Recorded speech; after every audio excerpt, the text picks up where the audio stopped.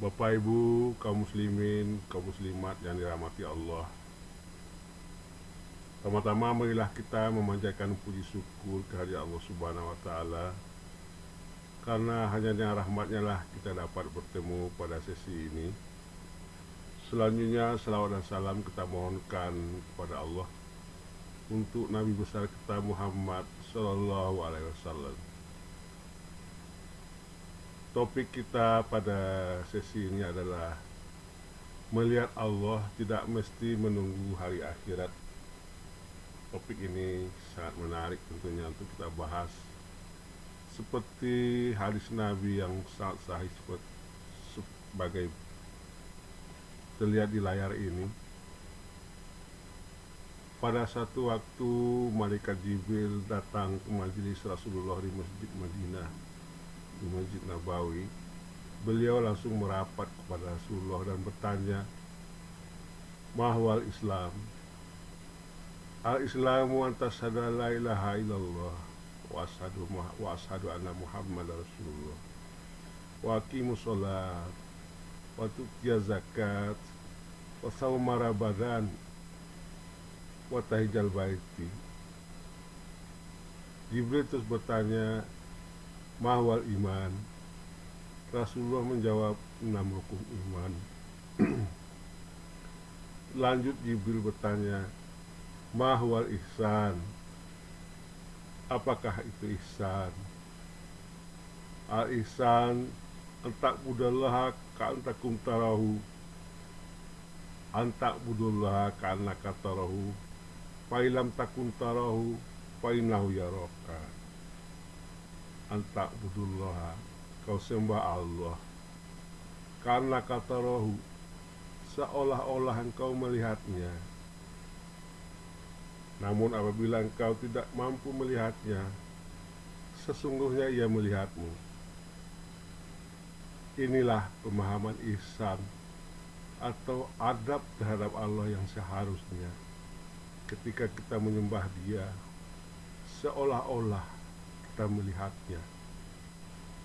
Serendah-rendah penyembahan adalah bila kita tidak melihatnya. Yakinlah bahwa Allah sedang melihat kita. Seolah-olah melihatnya. Perlu kita cermati di sini. Seolah-olah itu sebesar apa? Kalau kita persenkan, itu pasti besar. Mungkin 90%. 90% seolah-olah kita melihatnya. 90% kita melihatnya. Ini seorang berada di makam menyaksikan Allah atau musyahadah. Bagaimana mungkin adab kita yang menyembahnya tapi tidak melihatnya?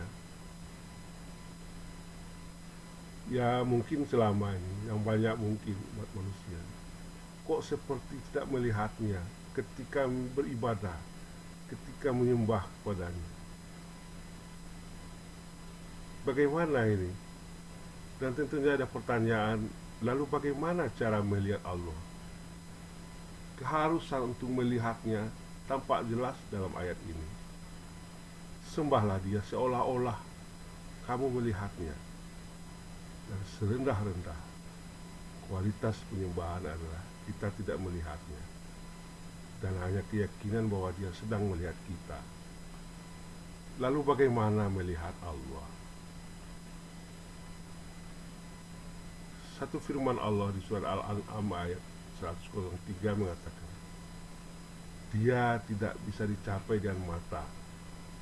Mata artinya mata lahir ini atau mata basariah ini tidak akan bisa melihatnya. Al-An'am 103. Dalam sebuah riwayat pernah Sayyidina Ali ditanya oleh seorang sahabat. Zilib Al-Mayani bertanya kepada Sayyidina Ali, "Apakah Anda melihat Tuhan?" Sayyidina Ali menjawab, "Bagaimana saya menyembah yang tidak pernah saya lihat? Tidak mungkin saya tidak melihatnya," kan begitu. Lalu Zilip bertanya lagi, bagaimana cara Anda melihatnya? Sayyidina Ali menjawab, dia tidak bisa dilihat oleh mata dengan pandangan manusia yang kasar, tapi bisa dilihat oleh mata hati. Begini cara Sayyidina Ali mengajarkan bagaimana adab atau ihsan kepada Allah adalah melihat Allah. Tidak mungkin saya menyembah Allah kalau saya tidak melihatnya. Inilah sesuatu yang mungkin bagi kita menjadi sebuah pertanyaan besar. Lalu bagaimana melihat Allah? Bukankah kita melihatnya hanya nanti di akhirat? Nah, ini sebuah pertanyaan, sebuah kontradiktif dalam jiwa kita. Melihat Allah, apakah bisa sekarang? Lalu bagaimana cara melihat Allah? Ya, itu kata Ali tadi, jangan pakai mata kasatmu, pakailah mata hatimu, mata basirahmu. Panakan dirimu. Sepanjang kamu masih merasa dirimu masih ada, kamu tidak bisa melihatnya. Matikan dirimu. Bagaimana cara mematikan diri? Apakah kita harus bunuh diri? Fanakan dirimu. Yang dimaksud matikan dirimu adalah mati maknawi, bukan mati berpisah nyawa dengan badan. Fanakan dirimu dari sisi Allah, tidak tampakkan dirimu. Nah, ini yang kita bahas berikutnya. Nabi bersabda, bagaimana memfanakan diri ini? Salah satu hadis beliau mengatakan, manusia dalam keadaan tidur, maka apabila mereka mati, barulah mereka terjaga. Hampir semua manusia dalam keadaan tidur. Setelah mati berpisah nyawa dengan badan, mati hisi, barulah dia terbangun dari tidurnya selama hidup. Dalam hadis lain, Nabi bersabda, matikanlah dirimu sebelum kamu mati. Dan barang siapa yang ingin melihat mayit yang berjalan di atas bumi ini, dialah Abu Bakar. Nabi mengatakan Abu Bakarlah contoh mayit yang berjalan, orang yang sudah mematikan dirinya sebelum mati. Perlu kita pelajari bagaimana Abu Bakar, bagaimana dia tidak memandang lagi dunia. Gajinya pun sebagai khalifah tidak dia yang menentukannya. Dia ukur kebutuhannya lalu dia tolak sebagian, karena itu tidak kebutuhannya lagi. Bapak Ibu, kita lihat hadis pertama ini. Manusia dalam keadaan tidur dalam hidupnya. Nah, apabila mereka mati berpisah nyawa dengan badan, barulah mereka terjaga. Sejak kapan mereka tidur? Mereka tertidur setelah akil balik. Setelah akalnya mulai berfungsi, mereka tertidur. Kita tahu bahwa akal itu adalah kendaraan yang paling dimanfaatkan oleh nafsu. Orang mulai berakal, nafsu mulai kuat. Dia menunggangi akal, mulai mengaku-ngaku bahwa dia itu yang berbuat, mulai menggunakan logikanya, mulai lagi tidak mengakui peran Allah dalam setiap geraknya. Dia mulai menggunakan hukum sebab akibat. Karena saya ada telinga, saya mendengar, saya yang mendengar, saya yang melihat, tidak Allah. Saya bisa berbuat, saya bisa berjalan. Nafsu dikirim oleh Allah untuk menjauhkan roh dari Allah. Roh-roh yang dimakan oleh nafsu akan menjauh dari Allah dan menghilangkan peran Allah dalam kehidupannya. Inilah saat manusia tertidur dalam hidupnya, bahkan sepanjang hidupnya tidak bisa bangun, tidak lagi bisa mematikan dirinya seperti yang dikatakan Rasulullah. Saatnya lah kita harus bangun dari tidur ini. Sebetulnya saat lahir sebagai bayi, kita masih terjaga. Kita tidak sempat mengaku-ngaku bahwa kitalah yang bergerak, kitalah yang membalikkan badan. Tapi setelah ada akal, sudah mulai pikiran yang difungsikan, kita mulai mengaku-ngaku bahwa kitalah yang berjalan, kitalah yang berbicara. Dan saat itulah kita mulai tertidur.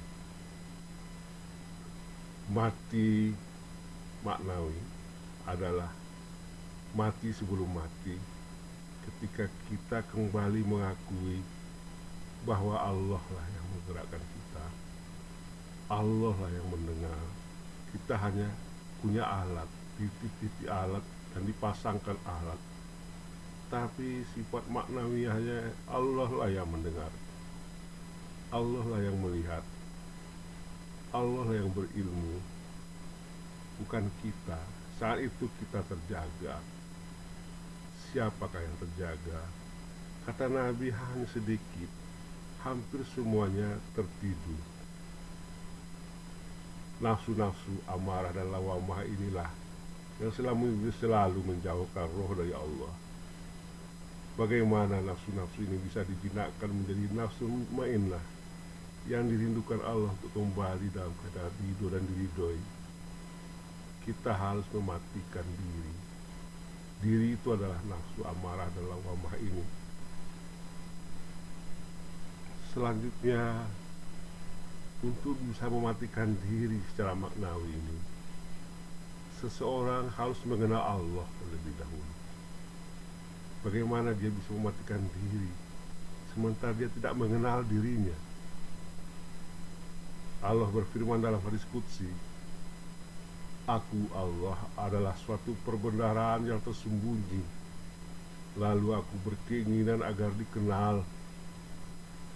Maka kujadikan engkau ya Muhammad dan alam ini adalah untuk mengenal kepadaku. Dari hadis ini tampak jelas bahwa kita diciptakan hanya satu tujuan, untuk kembali mengenal kepadanya. Dulu di alam roh kita mengenal Allah, tapi setelah ditiupkan ke jasad, kita asih dalam akal, pikiran, dan perasaan kita, dan tertidur, tidak mengenal lagi. Kita harus kembali pada tujuannya untuk mengenal kepada Allah. Awal dari agama ini adalah mengenal Allah. Awaludin ma'rifatullah. Mengenal Allah, mengenal diri. Diri kita ada yang zahir, ada yang batin. Di zahir inilah jasad yang tampak ini, dan diri batin adalah roh. Itulah diri kita yang sebenarnya. As-Sad ayat 72 mengatakan, telah kusempurnakan kejadiannya Adam dari kedua tanganku, dan setelah kutiupkan rohnya dariku, maka bersujudlah kalian semua kepadanya Adam. Bahwa di dalam diri Adam ada roh tiupannya, bagian dari Allah yang ditiupkan. Itulah alasan kenapa Allah menyuruh semua makhluk bersujud kepada Adam, karena Adam adalah makhluk ilahiyah, makhluk ketuhanan, di mana dirinya sebenarnya adalah roh tiupan Tuhan.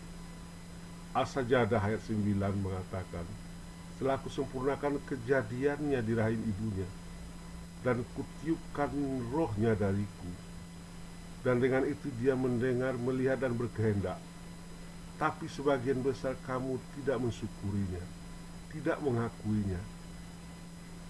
Di sini tampak jelas bagaimana manusia tertidur.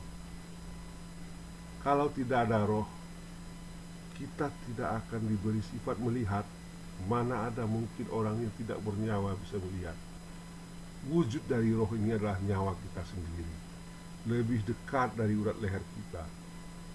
Dengan nyawa itulah kita bisa melihat, mendengar, dan berkehendak. Tidak mungkin orang tidak bernyawa berkehendak. Diri batin inilah yang harus kita kenal. Kalau kamu mengenal dirimu yang batin, yang sebenarnya, barulah kamu mengenal kepada Allah. Setengah dari jalan mencapai makrifat adalah mengenal diri. Tadi yang kami katakan diri yang batin.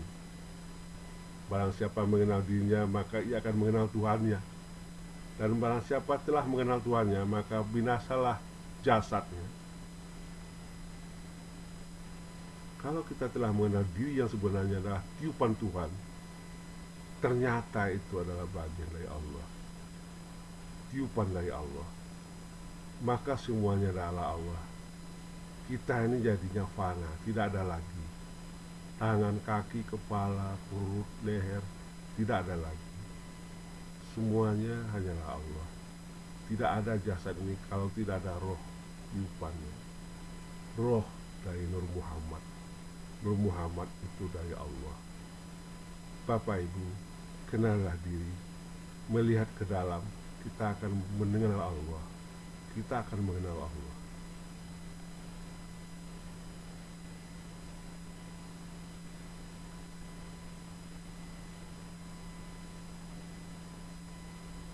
Dalam kitab Adlun Nafis, Syekh Nafis Al-Banjari juga dijelaskan bahwa ada 3 jalan pengenalan. Ketika Allah berkehendak memperkenalkan dirinya, setidak-tidaknya ada 3 jalan mengenal Allah. Salah satunya saja kita bisa sampai mengenal kepada Allah. Mengenal Allah dari sisi afal, mengesahkan semua fi'il. Semua fi'il adalah fi'il Allah. Mengesahkan sifat, semua sifat-sifat yang ada pada kita adalah sifat Allah. Mengenal zat, bahwa semua zat itu adalah Allah, dan kita hanya pergantian dari zat Allah yang berganti nanti menjadi tanah, kemudian jadi tumbuhan lagi. Jadi secara zat kita tidak ada. 4 jalan yang dikatakan Syekh Nafis Al-Banjari ini, salah satunya adalah mengesahkan fi'il atau tauhidul afal. Hendalah Anda ketahui bahwa segala apapun juga yang terjadi di alam ini pada hakikatnya adalah fi'il atau perbuatan Allah. Ini kunci, kata-kata kuncinya. Tahqiqkanlah bahwa semua perbuatan makhluk yang ada di alam ini adalah perbuatan Allah. Pertanyaan yang besar adalah bagaimana dengan perbuatan baik dan perbuatan buruk. Tentunya ini perlu kita pahami secara tuntas, secara keseluruhan, secara dari banyak sisi. Pemahaman kita harus kita punya untuk mengenal tauhidul afal ini.